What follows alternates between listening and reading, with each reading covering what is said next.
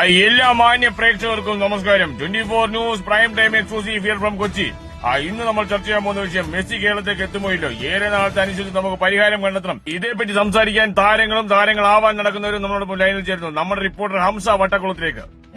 ഈ മെസ്സി കേരളത്തിൽ വരുമോ? അതിനെപ്പറ്റി അല്ല, മെസ്സി വരുമല്ലോ എന്നുള്ള കാര്യം പറയേണ്ടത് അർജന്റീന ഫുട്ബോൾ അസോസിയേഷനാണ്. മെസ്സി വരുമല്ലോ എന്നുള്ള കാര്യം അറിയില്ല. ആട് വരും, ഡ്യൂഡ് വരും. അല്ല, അപ്പൊ ഈ ലൈവിൽ ഇത് ലൈവാണോ? ലൈവാണോ ഇത്? നീ എനിക്കിട്ട് ഉണ്ടാക്കിട്ടാണോടാ പറയണത്? ഉണ്ണി ബ്രോ, ഈ മെസ്സി കേരളത്തിൽ വരുന്നതിനെ പറ്റിയുള്ള അഭിപ്രായം ബ്രോയുടെ എന്താ ബ്രോ? മെസ്സി വരുമോന്നറിയില്ല. മണ്ഡലകാലമാണ്. അല്ലെങ്കിൽ മരിക്കുമോ നോക്കൂ. സ്വാമി ശരണം. എന്റെ നാട്ടിൽ മെസ്സി വരുന്നതിൽ എനിക്ക് അഭിമാനമുണ്ട്. ഏതൊരു കാര്യത്തിനും നമ്മളത് ക്ഷമയാണ് നമുക്ക് ഏറ്റവും കൂടുതൽ വേണ്ടത്. ഇപ്പോ ഖത്തനർക്ക് വേണ്ടി കഴിഞ്ഞ 8 വർഷമായി ഞാൻ ക്ഷമിച്ചിരിക്കുകയാണ്.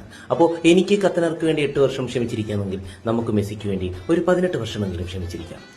ഇല്ല, അങ്ങനെ തോന്നാറില്ല ചേട്ടാ. മെസ്സി വരുമ്പോൾ വലിച്ചടിക്കാനാണ്, അല്ല വലിച്ചടുത്ത് നിർത്താനാണ് തോന്നുന്നത് ചേട്ടാ. പിന്നെ ഇതൊക്കെ സ്പോർട്സ് കൌൺസിലല്ലേ ചേട്ടാ പറയണ്ടേ. എന്തായാലും ഫുട്ബോൾ ഡെവലപ്പ് ആണ് ചേട്ടാ, ക്രിക്കറ്റോ ഡെവലപ്പ് ആയില്ല.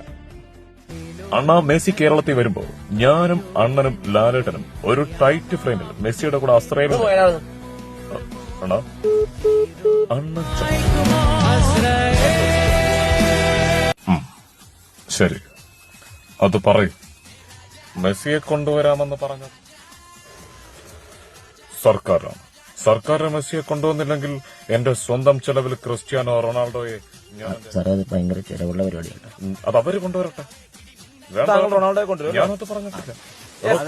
പറഞ്ഞ കാര്യങ്ങൾ മനസ്സിലായി. അയ്യോ, തിരക്കി പോലെ